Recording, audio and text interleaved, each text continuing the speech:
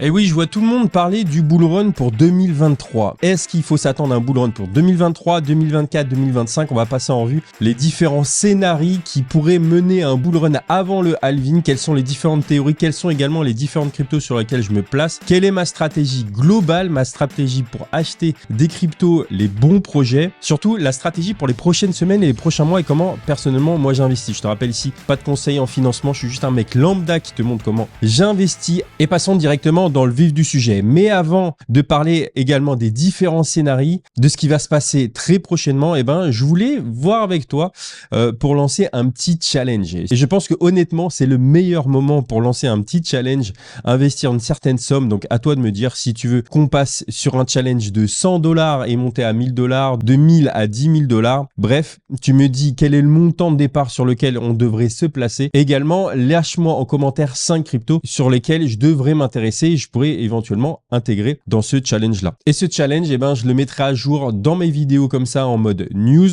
et on ferait un petit point chaque semaine ou de temps en temps là-dessus. Mais passons directement dans le vif du sujet, ce qui nous intéresse aujourd'hui, c'est-à-dire d'investir intelligemment et d'investir aussi avant les autres. Tu sais que là, on est en période estivale, on est en plein mois d'août. Le marché des crypto-monnaies est ultra calme. J'en ai parlé sur mes différents réseaux sociaux sur lesquels tu peux me rejoindre sur Twitter, Instagram et également quelques vidéos sur TikTok que j'ai réanimées. Mais il y a très peu de transactions, il y a très peu de volume de transactions sur le Bitcoin depuis des semaines. Mais justement, il faut voir ça comme une opportunité. Et on l'a vu la semaine dernière qu'on était en période de dépression. C'est-à-dire que c'est le calme plat. On est dans cette période-là avant la fameuse lancée, la fameuse fusée, mais qui va prendre du temps et on va le voir aujourd'hui dans cette vidéo. Mais il y a un scénario que je vois énormément dans les réseaux sociaux actuellement, c'est d'avoir un Bitcoin à $100 000 avant le halving. Je te rappelle que je t'ai fait une vidéo complète, tu iras la voir après cette vidéo qui te parle du halving. Qu'est-ce que ça engendre? Vers où on peut possiblement aller? Bref, tu auras toutes les informations dans cette vidéo sur le halving qui arrive en avril 2024 et comment s'y préparer au mieux. Mais comme je te disais, en fait, il y a des personnes qui parlent d'un bull run à $100 000, dont Adam Back. Je t'en ai parlé dans ma vidéo sur Satoshi Nakamoto. Tu sais, c'est le créateur du Bitcoin qui est complètement anonyme ou pseudonyme. Bref, on ne sait pas encore son identité, mais il y a eu des rumeurs comme quoi ça serait éventuellement Adam Back. C'est un candidat potentiel à être Satoshi Nakamoto, le fameux créateur du Bitcoin. Mais Adam Back a dit dans un tweet récemment qu'il avait fait un pari comme quoi le Bitcoin pourrait atteindre les $100 000 ou au-delà des $100 000 entre maintenant, c'est-à-dire il y a quelques jours, et le prochain halving, le 31 mars 2024. La date du halving n'est pas encore fixée. Je te rappelle que c'est en fonction des transactions, c'est en fonction des blocs, très exactement. Et il a parié avec Vikingo Bitcoin 9, 1 million de sats. Alors, c'est pas énorme, mais Adam Back, c'est quand même quelqu'un de respecté, très connu dans l'écosystème crypto, mais surtout le côté Bitcoin. C'est un Bitcoin maximaliste à fond. Et je pense qu'il faut pas prendre ça à la légère, son pari, même si c'est très peu, faut pas prendre ça à la légère. Qu'est-ce que j'en pense, moi, personnellement, là-dessus? Comme je te dis, c'est quelqu'un que je respecte énormément, Adam Back. Il a énormément de connaissances, énormément de background sur tout ce qui est cryptographie. Mais personnellement, moi, je m'attends pas à avoir un Bitcoin à $100 000. Si ça arrive à connaître un Bitcoin à $100 000 avant le prochain halving, tu mettras en commentaire ce que tu en penses. Mais personnellement, même si je suis quelqu'un de très optimiste, je pense pas qu'on va atteindre les $100 000 avant le prochain halving. Et on va voir pourquoi. On va regarder l'historique également avec différents graphes que j'ai réussi à dégoter. Donc, reste bien tout au long de la vidéo. Mais comme je te disais, en ce moment, il y a beaucoup de personnes qui parlent d'un bull run là imminent. Et ce qu'il faut savoir, c'est que dans la psychologie du marché, si beaucoup de personnes prévoient un Bitcoin à $100 000 ou au-delà avant le halving, c'est souvent le contraire qui se passe. Mais il y a un élément qui peut être game changer, qui peut changer complètement la donne. Je t'en parle depuis des semaines. C'est le fameux ETF BlackRock. Et Mike Novogratz, qui est le CEO de Galaxy Digital, a dit que c'était pas une question de si, mais une question de quand il serait validé. Mais BlackRock, c'est pas le seul. Il y a d'autres fonds d'investissement. Je crois qu'il y en a 7, dont Fidelity, Invesco, ARK, etc., qui ont déposé également un dossier pour avoir un ETF Bitcoin Spot validé. Et Mike Novogratz, dans ce document, annonce qu'il faut s'attendre probablement à 6 mois avant d'avoir une validation. Donc, ça nous amènerait à février 2024, ce qui serait une super date juste avant le halving et pour lancer le bull run. Et il précise même qu'il faut s'attendre s'attendre entre 4 et 6 mois. Donc, on est plus là sur 2024 et personnellement, je ne serais pas étonné que ça soit validé justement en 2023 et non pas en 2024 comme tout le monde s'attend parce que on est quand même au mois d'août. La SEC est en train d'étudier le dossier. Alors oui, en fait, ça peut être un gros game changer. Donc, sa décision, sa validation peut complètement faire exploser le marché et l'ETF BlackRock peut faire changer complètement la donne parce que psychologiquement, il y aurait d'autres types d'investisseurs qui rentreraient sur le Bitcoin. Alors oui, ça serait géré par un fonds d'investissement. Oui, ça serait pas non plus 100% bullish pour le Bitcoin, mais le Bitcoin, le cours du Bitcoin pourrait exploser. Après, de là à aller jusqu'à 100 000 $, personnellement, je ne le pense pas. Il pourrait doubler possiblement en l'espace de quelques mois, mais arriver à 100 000 $ avant le halving, franchement, j'y crois pas. Tu mettras ton avis en commentaire. Après, personnellement, je l'espère. Hein, si on arrive à 100 000 $, là, avant le halving ou avant la fin d'année, je signe là tout de suite. Mais sincèrement, j'y crois pas. Et ce qui doit t'intéresser, c'est savoir sur quelle crypto exactement se placer et personnellement, comment moi j'investis là actuellement. Et avant de continuer, surtout, lâche un like. N'hésite pas à soutenir la chaîne, à t'abonner si c'est pas déjà fait pour toutes ces actualités news, à partager tous tes avis en commentaire, mais sur quelle crypto se placer. Alors, ce qu'il faut savoir, c'est que la dominance du Bitcoin est environ à 50%. Beaucoup de personnes parlent de la dominance du Bitcoin, mais très peu comprennent alors que c'est un concept qui est très très simple. C'est-à-dire que parmi toute la capitalisation, c'est-à-dire tout l'argent qu'il y a sur le marché de la crypto-monnaie, eh ben, Bitcoin représente 50%. Donc, en gros, 50% des investisseurs ont investi dans le Bitcoin. Le reste est dispatché sur les 25 000 autres cryptos qui existent qu'on appelle des altcoins. Mais comme je te disais, BlackRock, eux, ils ont posé un dossier pour un ETF spot Bitcoin. Alors, d'autres ETF spot sur Ethereum peuvent arriver par la suite, mais BlackRock a posé un dossier sur Bitcoin. Donc, c'est pas étonnant que la Bitcoin dominante soit à 50% et reste à 50% et le reste pendant plusieurs semaines parce que c'est là le nerf de la guerre. Le Bitcoin, c'est la porte d'entrée de la crypto-monnaie. Souvent, les gens, ils investissent dans le Bitcoin et les nouveaux investisseurs via BlackRock passeront par le Bitcoin. Donc, la dominance du Bitcoin, à mon avis, elle n'est pas prête de changer avant cette décision et même après. Ça serait même pas étonnant que la dominance du Bitcoin augmente par la suite. Donc, la stratégie, clairement, ma stratégie, ça serait d'investir aujourd'hui dans le Bitcoin qui est l'investissement le plus sûr dans la crypto-monnaie parce qu'il n'a jamais été hacké, il est limité à 21 millions. Bref, Bitcoin reste Bitcoin et avec l'ETF BlackRock encore plus. Donc, ça serait vraiment sur le Bitcoin que personnellement, moi, j'investirais actuellement. Mais ce qu'il faut savoir, c'est que ensuite, tout l'argent qui rentre dans Bitcoin se déverse par la suite sur des altcoins. Les altcoins, c'est les autres crypto-monnaies. Donc, la tête de gondole des autres crypto-monnaies, c'est ETH, qui a une dominance d'environ 20% actuellement. Donc, une fois que l'argent rentre par Bitcoin, va se déverser sur d'autres altcoins. Et en commençant par Ethereum, qui je pense actuellement est vraiment sous-évalué, sous-estimé. Et tu as dû voir la news comme quoi PayPal avait créé son propre stablecoin qui s'appelle le PYUSD. Et ça, qu'on se le dise, c'est une grosse news. Je me rappelle au lancement de ma chaîne, PayPal avait lancé justement cette news comme quoi ils allaient donner la possibilité aux utilisateurs de PayPal d'investir dans la crypto-monnaie et ça avait changé la donne. Tout le monde en avait parlé et le feu des projecteurs était vraiment orienté sur la crypto-monnaie. Donc, alors, est-ce que c'est précurseur d'un pré-bull run ou du bull run tout court? On va le voir justement par la suite avec d'autres indicateurs. Et justement, pour parler un petit peu de la Bitcoin season, c'est-à-dire la saison du Bitcoin qui dure depuis maintenant des mois, ou de la alt season, c'est-à-dire la saison des altcoins où les altcoins explosent à la hausse, regardons à quoi il faut s'attendre pour les prochaines semaines ou les prochains mois. Justement, je te parlais que personnellement, ma stratégie, ça serait d'investir dans le Bitcoin, ensuite dans l'Ether et ensuite sur les altcoins. Mais quand?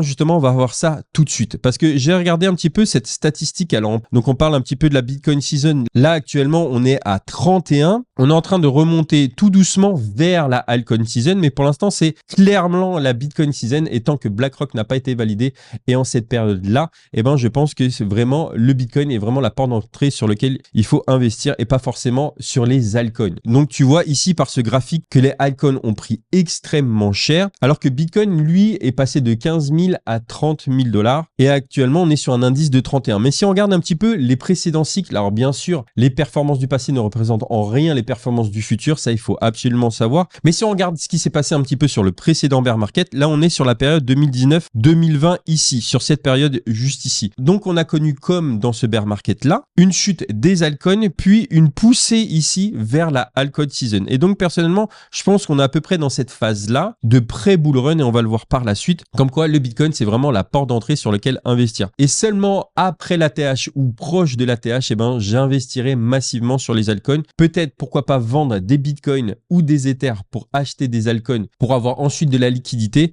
Mais personnellement, je pense qu'on est dans cette phase-là encore. Donc justement, ma stratégie, je t'en ai parlé là, deux crypto phares, Bitcoin et Ether. Et la stratégie, tu connais depuis maintenant plus d'un an, je t'en parle, c'est de faire du DCA. Je fais du DCA tous les jours, quotidien, sur différentes plateformes. Tu as les plateformes que j'utilise le plus en description avec certains bonus. Et le problème qu'on peut avoir ici actuellement, c'est un problème de liquidité. C'est-à-dire d'avoir des fonds pour investir dedans. Mais donc, comment faire? Eh ben, il y a différentes stratégies. Je t'en ai parlé dans une vidéo sur les airdrops ici, comment profiter des airdrops. Mais il y a également les launchpads, les launchpools. Alors, tu vas pas faire des sommes astronomiques, mais à participer à ces launchpads et ces launchpools, eh ben, tu peux prendre très peu de risques, voire quasiment zéro risque. Et actuellement, sur Binance, eh ben, tu as le launchpool SEI. Si tu n'as pas de compte sur Binance, tu as un bonus en bas qui te permet d'avoir une réduction et certains bonus. Donc, n'hésite pas à aller voir. Et en quoi consiste le launchpool? Tu vas voir, c'est très, très simple à faire. Il suffira de bloquer des BNB ou des stablecoins sur la plateforme Binance. Je vais te montrer ça très rapidement et tu vas voir, c'est hyper intéressant. Donc là, je vais dans la rubrique More et la rubrique Launchpool, elle est un petit peu cachée. Elle est ici dans les Launchpads, ici. Donc moi, personnellement, j'ai des BNB. Tu te rappelles, c'est des jetons natifs de Binance ici.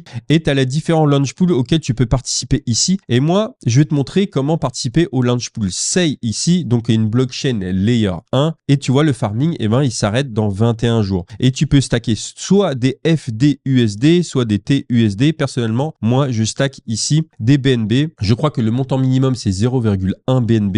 Et ici, tu peux gagner donc des jetons SEI en stackant des BNB. Donc, tu n'as même pas besoin d'investir. Tu peux les mettre directement. Tu as simplement à les avoir et à les stacker. Donc, tu vas dans stacking ici. Tu mets le montant. Donc, moi, je peux mettre par exemple 46, tous mes BNB. Mais en général, j'en regarde un petit peu de côté. Donc, je vais réduire. Admettons, je vais en mettre, allez, 40. Je ferme, je fais stake. Et ça y est, tu participes déjà au launchpool. Et chaque heure, eh ben, tu vas farmer, tu vas créer des jetons SEI. Alors, ce qu'il faut savoir, c'est que le plus intéressant dans les launchpools, c'est d'y participer avant qu'il soit listé. Tu vois que le SEI, il est listé dans 4 jours et 16 heures. Tu le vois écrit en haut. Et au moment du listing, c'est là où c'est le plus intéressant. C'est le 15 août. De mémoire, tu as le lien des informations du launchpool en description. Et ben, c'est le moment le plus intéressant pour revendre les jetons que tu auras farmés pendant les 4 jours ici. Alors, le mieux, c'est de s'y prendre à l'avance. Mais voilà un petit peu ma stratégie pour gagner des cryptos, on va dire, gratuites et gagner en liquidité pour ensuite réinvestir cet argent-là à acheter des altcoins, du Bitcoin, de l'Ether. Bref, tu fais ce que tu veux. Bref, ça, c'est le petit tuyau. Si ça te plaît, n'hésite pas à lâcher un like et à t'abonner. Il y en aura d'autres dans les prochaines semaines. J'essaie de t'éduquer, de te montrer les petits tuyaux pas à pas. Donc, c'était le petit tuyau du jour. Mais repassons au cœur de la vidéo parce que j'ai des statistiques hyper intéressantes à te partager. Et il y a ce screenshot-là. Alors, je te mettrai la source en description parce que je ne me rappelle pas exactement d'où ça vient. Mais comme je te disais, beaucoup de personnes prévoient un bull run pour 2023. Et qu'est-ce qui s'est passé dans les précédents cycles? On voit ici,